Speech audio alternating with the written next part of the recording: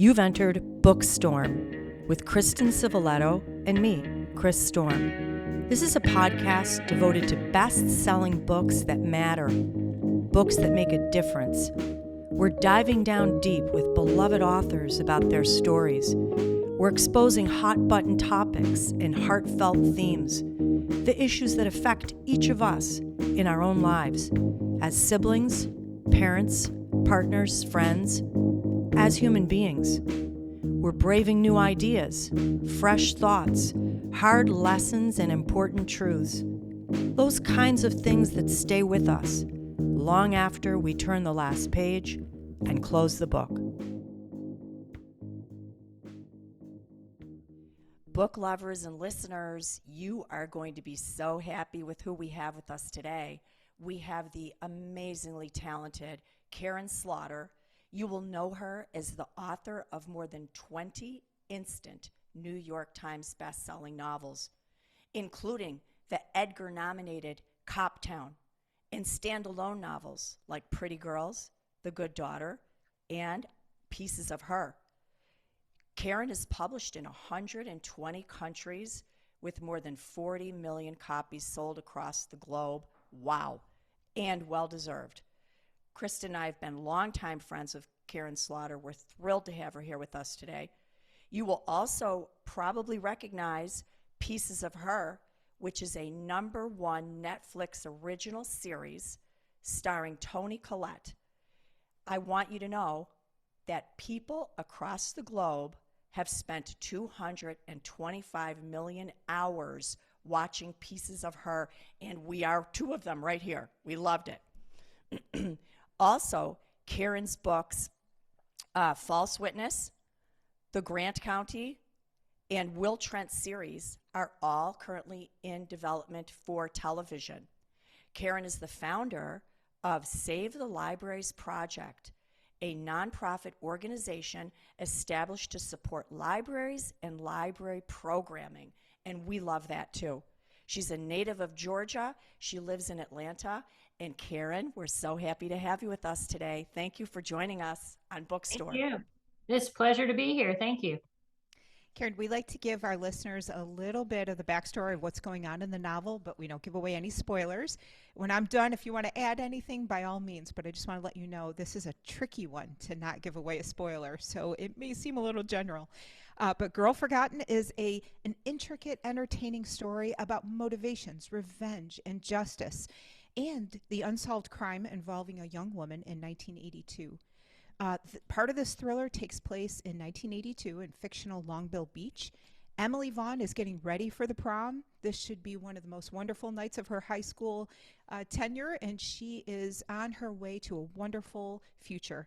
Her mom is very successful, maybe appointed as a federal court judge, and Emily has every intention of possibly following in her footsteps, but certainly going to college and going in a wonderful direction. But Emily has a secret, and by the end of the evening, that secret will be silenced forever. 40 years later, the crime involving Emily remains a mystery. Her tight-knit group of friends have closed ranks, her family has retreated, and even the people in this small town have seemingly moved on from this horrific thing that happened. Enter U.S. Marshal Andrea Oliver, and some of us know her from watching Pieces of Her. She is a newly minted U.S. Marshal, and her first assignment is being sent to Longbill Beach to protect a federal court judge who has been receiving death threats. But in reality, Andrea is also there because she is seeking justice for Emily and working to solve what happened all those years ago. But she has to discover the truth before she too is silenced. What a fantastic story. Would you like to add anything in terms of the facts or the background, Karin? Well, primarily what I like to tell folks is, I love writing. I love telling stories, and I just hope that they have a really good and entertaining time reading about these characters. And maybe if they've seen the Netflix show but haven't read the book, this is a great entree into how I write my stories. Excellent. So very true. And also for our listeners, we want to say Bookstorm was thrilled to get the advanced reader's copy of Girl Forgotten. It's coming out on August 23rd. That's when this podcast will air. And Karin, I want to say thank you for writing this story. It is an absolutely mesmerizing, heart-pounding thriller, but it does something more. It allows the reader inside the mind of a narcissistic psychopath. The character Melody says, it's cunning, the way he instinctively chooses girls who will be vulnerable to his manipulation. Laura says, they make you think they believe in you. They find out what you want and use it against you. They live in disguise. They tell lies all the time. And I wanted to say, you showed the reader such rich characters here that made us dive deeper into the crime and into the mindset. And I had to ask you, how did you come to understand this mindset? And how did the victims in your story break free from, I would like to call it a spell, in order to find the truth? Well, it is a spell that psychopaths can sometimes cast. And we all have this idea of being strong people and that we would never succumb to that. But, I think a lot of people just don't understand how good psychopaths are at manipulation. And many people are just wired to give others the benefit of the doubt and excuse bad behavior and say, oh, they didn't really mean it. Or, you just kind of brush it all under the rug to kind of be a peacekeeper. But psychopaths are everywhere, and they can be, they can be in politics, they can be in religion, they can be in, all the pillars of our society. They can be at the pet shop. They could, they're everywhere. They're not necessarily serial killers, but they're good manipulators because they don't have empathy for other people. And so they're very good at breaking rules that the rest of us feel like we have to follow. And that can break down a lot of barriers. And, it's kind of, it's always interesting to me because that line you read about how they look for vulnerabilities, we all have those. And, we can all be manipulated to a certain degree. And sometimes we're aware of it and sometimes we're not. So that's the kind of relationships I wanted to explore in the novel. You've got, of course, these psychopaths, but then you have Laura, who's tried to manipulate her daughter. She said, I want you to grow up. I want you to get a career. I want you to go on your own. And then her daughter does it. And she's like, no, not like that. Andy has this partner in the U.S. Marshals who's very subtle at kind of pushing her in what he feels like is the right direction, And because he's a good guy, you think, hey, that's great. That's a mentorship. But it could easily have been a bad guy pushing her in the wrong direction. Mm-hmm. So that's the kind of theme I wanted to explore in the book. And that's why Emily is really the heart of it. I mean, unfortunately, she's in the first chapter of a Karin Slaughter novel. So, her life isn't going to be great. But she's made that transition from, and we all know this from high school, there are good girls and there are bad girls. And very quickly, she's gotten canceled. We like to think the internet is how people get canceled, but anyone who's ever been to high school knows it's been going on forever, where some people are just cast out. And so she went from being on the inside to being very much on the outside. And in many ways, it freed her to be the person who she really wanted to be. Mm-hmm. Absolutely. And you showed us really that not only with the narcissists, but just with all people, how a little gossip or lies or rumors can change someone's life in so many ways. And it was shocking to me, really, as the reader, but it did take me back to high school. Even today, we love to read the tabloids, or we like to watch 60 Minutes, and we want to see whatever rumors we can get. Some of these are good, they're uplifting, they're flattering, but the slightest little one could ruin someone's life, ruin their career, wreak havoc on their relationships. And that was just astounding. Mm-hmm. Well, I should say, if you're a straight up Nazi, you probably deserve that. But a lot of people just make small mistakes, well-meaning mistakes. And we're not really wired right now as societies, and not just in America. I've just gotten back from Europe and the UK. People are so anxious and on edge right now that we're very unforgiving. And I hope that we get back to a place where we can be a little more forgiving of each other. But again, white nationalists know, but the person who says something and is inarticulate but well-meaning, we need to understand that we all make mistakes. That's such a great point. We've talked about that before on BOOKSTORM. We're very big believers in letting things go and getting on with your life and moving forward, like you said, but not, of course, in situations of abuse. But that's just a great point. Thank you. Yeah, in fact, I went to school in the 80s, and I remember so many things that you wrote rang true, because I remember that feeling of one wrong move, and you could feel so awkward, and we were all kind of socially awkward. And I found myself wishing that I could go back and be even kinder and more supportive and encouraging, like some of the characters that you drew were just beautiful how they did that. But I'd like to pick up on what we're talking about a little bit, especially your question, Chris. Everybody has underlying motives and interests that drive their actions. And there were many characters here that had some deep things going on that they tried to hide from one another. But eventually, most of us reveal ourselves in some way. And I was wondering if you could address that, because how do those revelations come to the fore? Is it through situations we're in, through stress? And I was wondering if you could just kind of comment on that a little bit. I guess it kind of goes back to that. I think it was Maya Angelou who said, if someone tells you who they are, believe them. And it goes back to us wanting to give people the benefit of the doubt. But for Andrea, she's just spent the last 3 or 4 months of her life in Marshall Training School, where they teach you not to believe anything anyone says. So, she's approaching life a little differently. In pieces of her, she was very gullible, but she was a very sheltered kid. It's always fascinating to me that every country I've ever toured in, they've got basically a phrase that is like a helicopter parent. And in Denmark, they call it a curling parent, from the sport of curling, where they smooth out the ice for the puck to go on.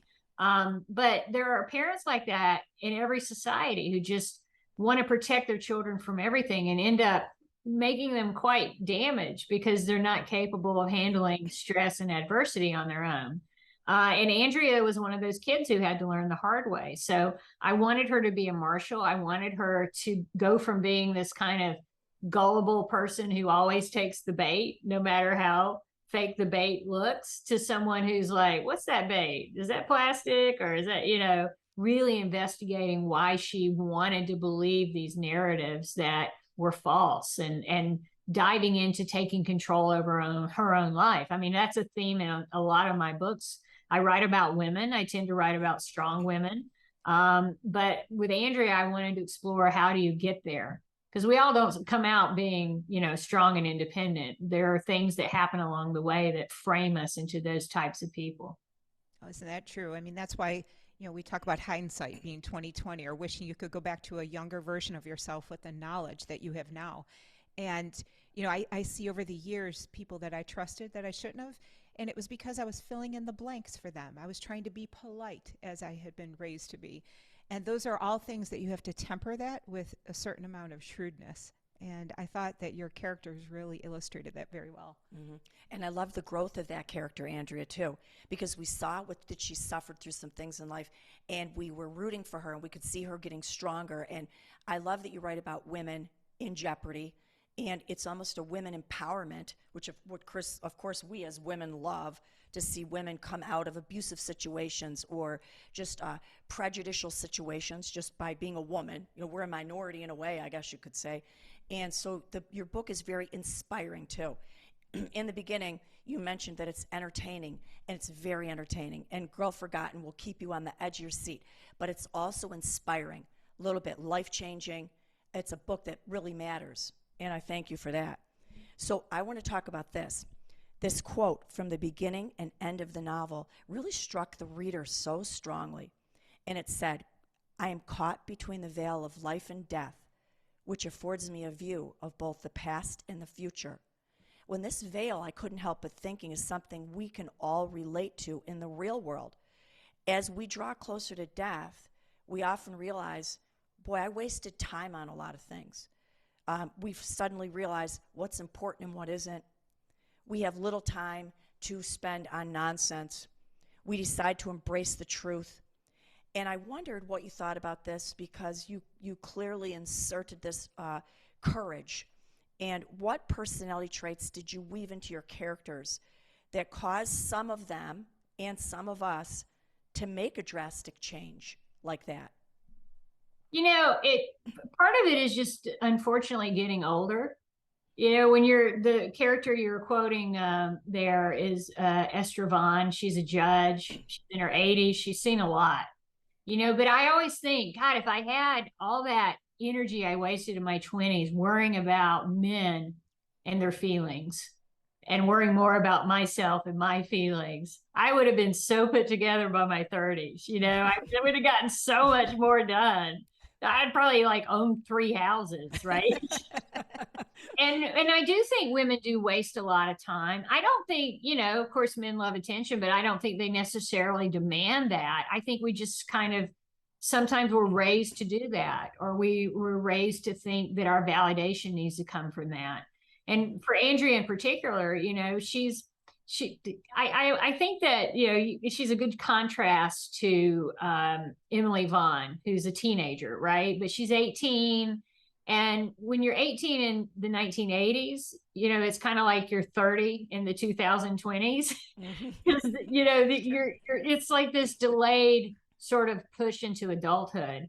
And they're both at this same point where they're taking control of their lives and saying, I'm not going to worry about what people think about me. I've lost everything. I've been threatened. I've had all this horrible stuff happen. And my grandmother had this wonderful phrase, you can't fall off the floor. And it's something I put in pieces of her. And I'm a firm believer in that. It's like, at some point you got to get up. You can't fall any further. And, you know, fortunately, some people have the strength to do that, or they have the wherewithal. Sometimes it takes some people longer. Sometimes they can't. But, you know, for me, I just think it's really important to write about women who can get up from the floor, brush themselves off, and keep going. And you're giving everyone an example. So we all relate to these characters. We kind of climbed inside them for a little while, took that journey with them, and rooted for them. And as a reader, you can't help but come out and say, wow, I want to have courage like that. I want to be more bold like that. I want to change like that. And a little you described, I feel, the more modern woman there.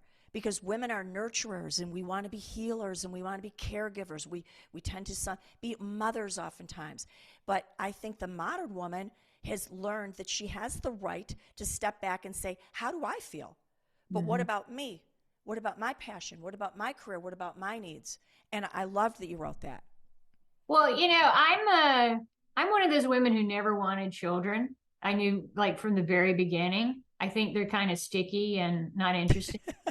I mean, they don't have teeth, right? For most of the time, they got that hole in their head. They're not even finished, right? Skull's not even developed. But, you know, I that was something I was really aware of. And I'm not necessarily a nurturer, because in my family, I was like, if you're feeling bad, go to your room. And if you don't come out, then we'll know you're dead. But if you do, they won't know you're okay. So, you know, that was kind of the way I was raised. And so I think it's a little easier for me to write characters like that, because they're not encumbered by that caretaker need. And I'm not one to fuss over people. So I guess I'm not the typical woman you're talking about. But I know there are a lot out there like me, because I get letters from them going, God, I hate babies too, you know, or whatever. But I do think there's a lot of stress that's put on women to be strong and to not complain about things, you know? I mean, if men got their periods, there would be a mandatory 2 weeks off for everybody, like every month, right? Or maybe, you know, if they went through half the stuff we did, or if they saw how creepy some men can be, right? They would just be appalled. But women just like, okay, that's just how it is. I'm going to see a penis if I go to the bus stop. I'm just going to have to accept that today, you know? So it's that kind of stuff that women deal with on a daily basis. And I think it gives us, like, we can laugh about it, but it also gives us this low level of anger that fuels a lot of us into success in our careers and that sort of thing. Because we just think, I'm going to succeed despite that. Absolutely. It's your breath of fresh air, much needed in today's world. Thank you. And actually, you just articulated something I've never heard anyone else say, but I've often thought this. And that is, what would I be doing if I hadn't had to waste so much time dealing with a lot of BS from, you know, some people? And then the other side of that is it's also shaped me into who I am today. So I guess you can look at it both ways, but I have often had that thought, and I'm just so glad that you said that out loud because you put it so well. Well, thank Um, you. I want to go back to something you had mentioned in the beginning about empathy. One of the characters notes that a wrongdoer, he was a wrongdoer, let's just say that way because I don't want to give away anything, but he cataloged women as attractive or fat, intelligent or stupid. And this is very dangerous to see things in black and white terms. I think it made it easier for him to choose how to act towards people, and he could justify it by putting them in these categories. And I was wondering if we all do that to some extent. And is this really a lack of empathy? Because I think about what is essential for humans to thrive and move forward and maintain wholeness in relationships. And it seems like that's the other side of empathy. I was wondering if you could comment on that. Yeah, I agree. And that character in particular is only looking at women as in, are they sexually interesting to me or are they not? And if they are, then they're on the inside. If they're not, I don't want anything to do with them.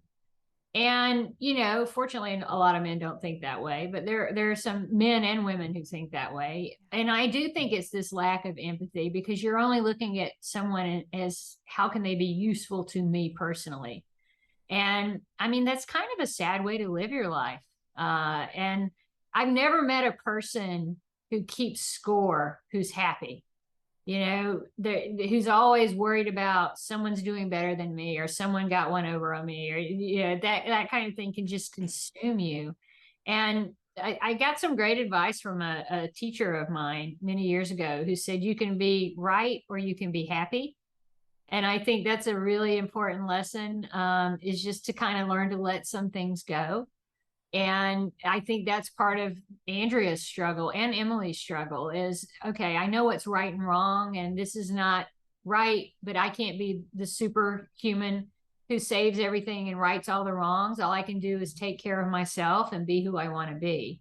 And that's that can come at a cost for many people to come to that realization. But it's a very short life we get compared to other things we can be doing. So why not try to be happy during that time? And one way to be happy is to just not care so much about stuff that honestly doesn't even matter. It's for sure. I've often wondered if empathy is something that we learn because we've seen it modeled, or if there's something inside of us, or maybe both. And I recently saw a video online of this dog who developed a limp because his owner had a limp, right? And I just couldn't believe it because I was thinking to myself, this dog is displaying incredible empathy. And some of us don't have really good examples of a parent or an aunt or an uncle who demonstrated what empathy looks like in action. And I don't know, do you think that's something that we learn along the way, or maybe it's innate? I think it can be both, but I think you can also choose to be a kind person. A lot of people say, oh, my anger, I got out of control. No, you let that happen. You can choose not to be that kind of person. And to me, when I was in my 20s, we're all screwed up in our 20s. And I just thought, I'm dating the same jerk. No matter who it is, it's the same type of relationship. I'm always, annoyed or upset or whatever. What's the common denominator here? Me, right? Maybe it's not the entire world that's screwed up. Maybe it's me. And maybe I need to change that. And that, it's a great phrase that Laura tells Andy very early in the book, wherever you go, there you are. Yes. You're going to keep making these mistakes. You're going to keep running into these same people, being attracted to this same type of person if you don't change yourself. And I think a lot of people don't understand that they can do that. It's really hard. It's so much easier to be the same person you were in high school for the rest of your life, right? It's really hard to decide, I don't want to be that person anymore. Yeah, that's excuse me, words of wisdom, because it's nature versus nurture. And I do think some things are wired in our DNA. If you look at some families, they all seem a little cranky, or they're all comedians, or that seems to run in the family. But what you just said is words of wisdom. We do have a choice, And sometimes we have to cognizantly, maybe even write it down on paper. I'm not going to do this. I'm not going for this person. And try to sort of reimagine ourselves. And that's great advice. Great advice for the youth of today, and even us still at this age. So can you tell us, Karin, can you give us any glimpse about what you're working on next? What's on your radar? Yeah, I have just started my next Will and Sarah book that will be out next year. I'm super excited to be back with them. I've taken a couple of books away since The Silent Wife, so I've got a really good story for them, and I hope people enjoy it. Oh, I'm sure they're going to love it. Listeners, I know you're going to love this book, Girl Forgotten by Karin Slaughter, who we already all adore. Karin, thank you for your beautiful writing. You have a very important story, and our listeners are going to want to connect with you. You can find Karin on Facebook, Instagram, and Twitter, and you can sign up for her newsletter on Facebook. Thank you so much for joining us today. It was a pleasure talking to you. Thank you both. Hope to Thank see you you. next time. Hope to see you again. Wasn't that amazing talking to Karin Slaughter? Oh, Her my books goodness. are very powerful, and what struck you the strongest? I just think this notion of what she had brought in about women in jeopardy, women being manipulated or used or abused, and having the courage and the wherewithal first to recognize it, and then to rise up against it, and either distance or fight back in some way. How about you, Kristen? Yeah, I mean, I'm going to take that even more general because, people reveal themselves to you in, I think, a myriad of ways. You can look at the wreckage of their relationships. You can look at their job history. You can look at the way they treat people when they think nobody is looking, that they care about impressing. And I think it goes back to what you just said, and that is all of us should be on the alert. We should be paying attention to clues. We should be shrewd without being impolite, but looking to see who people really are at their core, because these are the underlying motivations and intentions that can destroy a life, destroy a marriage, and what happens, you may destroy a next generation of children as well. So what you're talking about is really important, is looking and understanding and being alert and understanding who people really are. What do you think? Well, I agree. And one of your questions to Karin I love, because you said, don't people always eventually expose who they truly are? But I guess the answer to that is maybe they do, but maybe we're not willing to see it. Yeah. So I think part of the problem is, in whatever this relationship is, we want it to be a happy place. We want to stay in the positive. We don't want to focus on the negative. We don't want to go there. So we deny it, we ignore it, we deny it until, as Karin quoted Maya Angelou, believe who they show you they are the first time, because it's just going to happen again and again and again. So I love what Karin said about just sort of women rise up, be aware, be change makers, have courage to change your own life. I love this book. It's an entertaining book, but there's such really great life issues in here. Oh, of course. And think about all the reasons why people don't really take to heart who somebody says they are. You've got maybe children involved. You don't want to wreck a marriage. You may be wrong. You may not trust your instincts. So again, male or female, I think we all have to be equipped to have some clarity about the motivations underlying people's actions.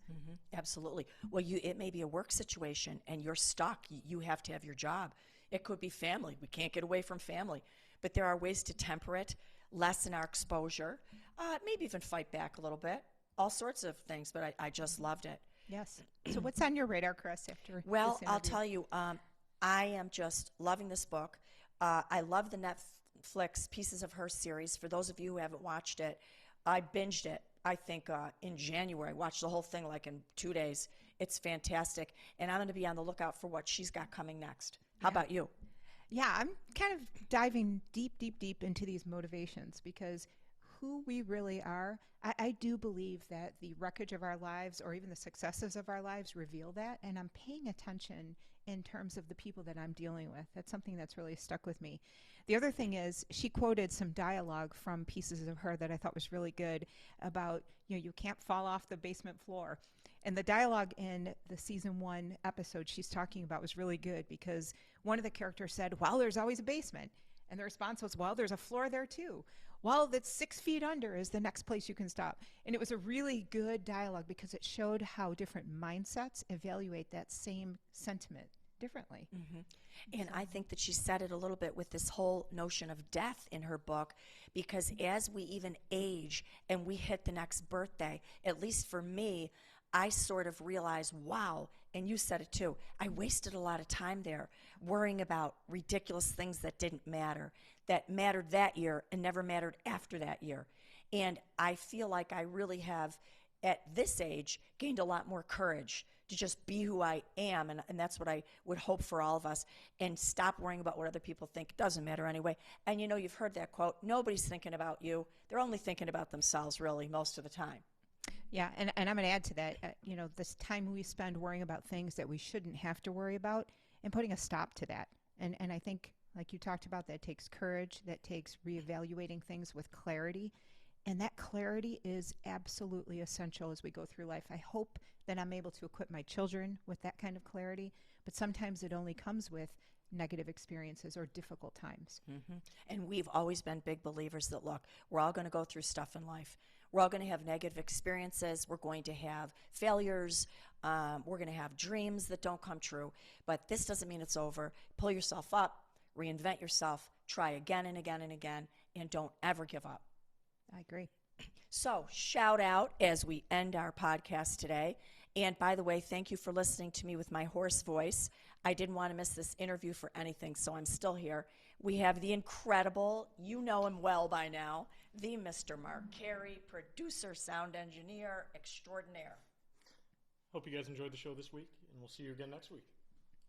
So thankful for this guy, and I've got to tell you, we are leaving you with some storm predictions to pique your interest, or maybe you'd like to read ahead because you're not going to believe who we've got coming on here. We have Greer Hendricks and Sarah Pekkanen, the golden couple, Lori Lico Albanese, Hester, Julie Clark, The Lies I Tell, Ellen Marie Wiseman, The Lost Girls of Willowbrook, Jamie Brenner, Guilt, Brendan Slocum, The Violin Conspiracy. Are you still with me? Because I'm not done. Viola Shipman, The Edge of Summer. Alka Joshi, The Secret Keeper of Jaipur. Karen Unger, Secluded Cabin, Sleep 6. And Meg Waite Clayton, The Postmistress of Paris. In the meantime, stay on the radar with Bookstorm by visiting our website at bookstormpodcast.com, Facebook, Instagram, Twitter, and if you'd like to see us in person, or better yet, one of our amazing authors, you can view the video version of this podcast on YouTube. Just search for Bookstorm Podcast. Until next time, one of the best ways to brave the storm is to dive down deep into life-changing fiction.